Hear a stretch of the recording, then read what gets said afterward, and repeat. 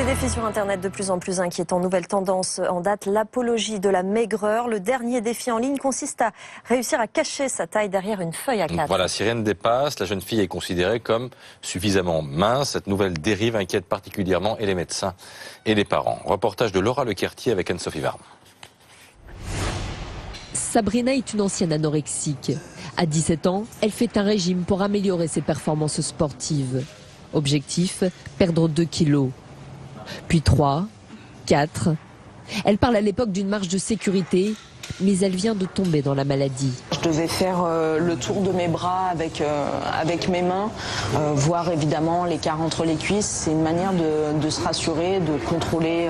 Il y a un hyper-contrôle du poids, puis on voit le poids chuter, puis il y a une euphorie. Un cercle vicieux, une spirale infernale alimentée par les défis sur les réseaux sociaux.